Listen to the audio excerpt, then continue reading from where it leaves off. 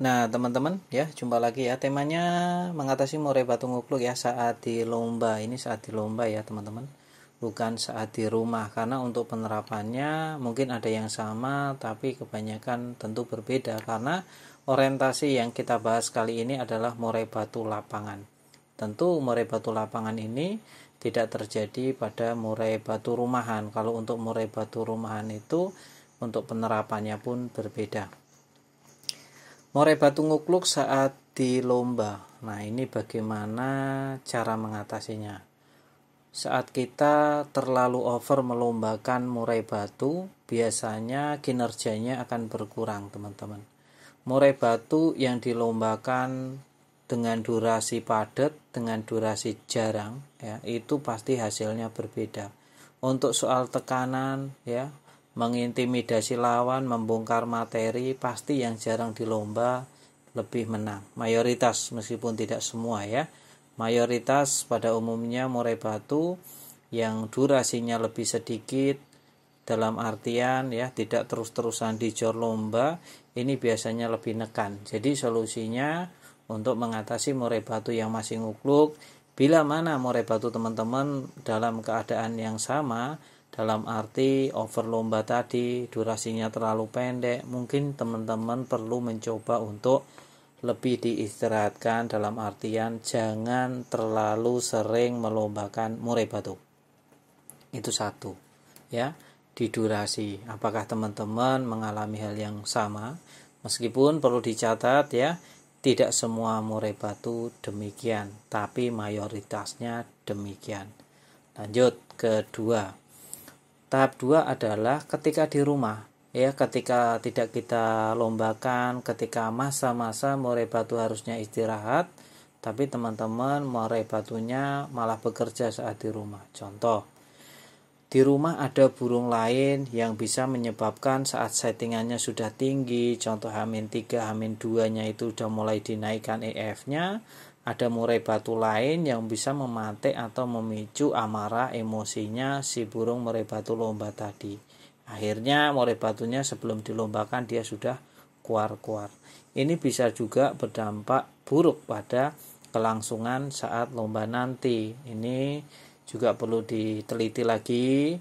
Dipastikan murai batunya di rumah itu istirahatnya cukup dan tidak terganggu ya. Ini kenapa pada umumnya saya sering lagi bilang pada umumnya, tidak semua ya.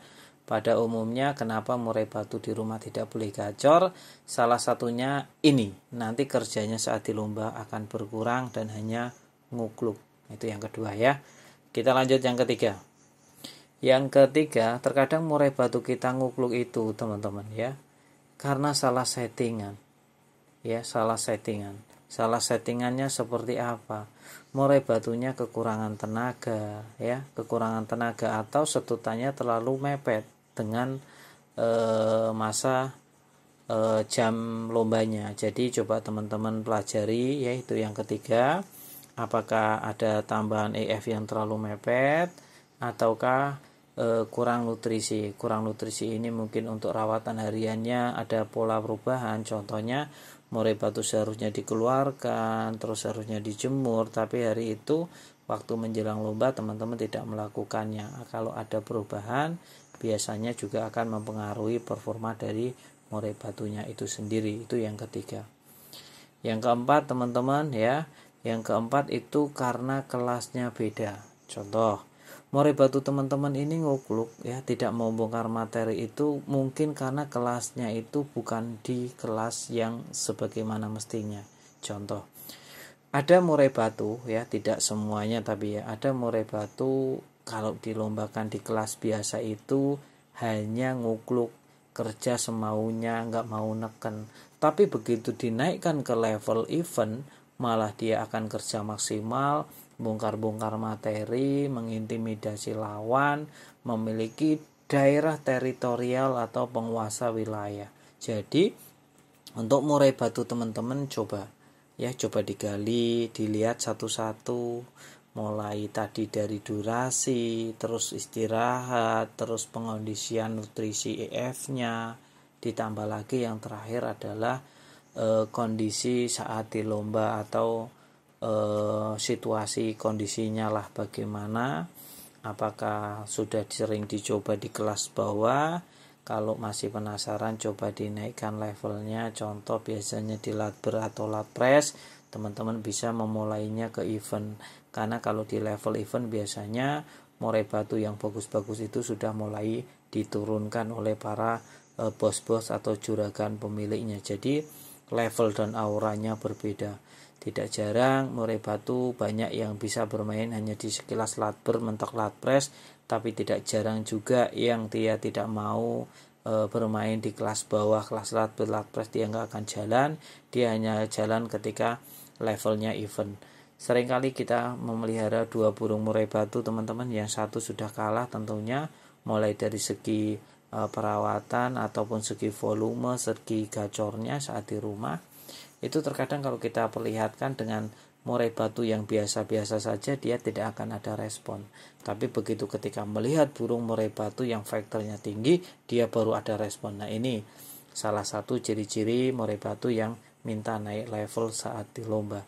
Jadi jangan sembarangan untuk tadi menerka-nerka. Teman-teman coba lihat ya, ada yang salah dulu apa enggak dalam perjalanan kita, dalam setting murai batu ya, dalam perawatannya. Kita coba untuk mempelajari karakter dari burung yang kita rawat. Kalau kita sudah mengenal karakternya, contoh, oh ini karena durasinya terlalu mepet, maka solusinya ya bukan ditambah EF, melainkan durasinya diperpanjang, dalam artian jangan terlalu sering di lomba. Contoh, kalau masalahnya dari diri kita sendiri, di rumah sering kita pancing-pancing MP3, di rumah sering gacor karena ada pematiknya. Solusinya bukan dikurangi IF, bukan ditambah jemur, tapi dikondisikan dengan baik. Nah, hal-hal kecil seperti inilah yang seharusnya kita lakukan. Makanya dari awal saya sering banget bilang, murai batunya dijaga, jangan sampai rusak.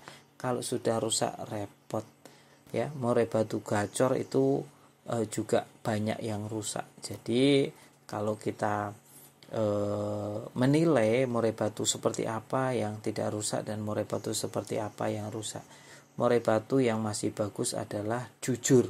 Ketika di lomba tinggal berangkat saja lomba, dia akan bekerja. Sesimpel itu, tidak perlu settingan yang terlalu rumit. Kiranya cukup ya, sampai di sini sudah mampir. Sangat terima kasih sekali. Yang belum subscribe ditunggu untuk subscribe, dengan tema cara mengatasi murai batu yang ngukluk. Jadi kita cari dulu masalahnya, baru kita coba benahin satu-satu. Terima kasih.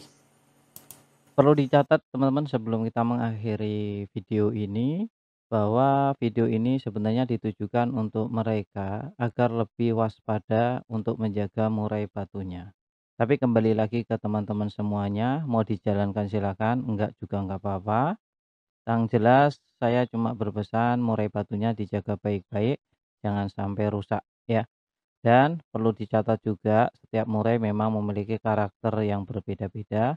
Jadi setiap perawatan tidak perlu diperdebatkan antara satu dengan yang lainnya. Kalau cocok dijalankan, nggak cocok ditinggalkan. Jangan cuma sekedar membaca judul saja ya. Pahami isinya, tonton dari awal sampai detik ini. Bagi teman-teman yang menonton sampai detik akhir ini, saya kira tidak akan ada perdebatan lagi di kolom komentar. Salam sehat.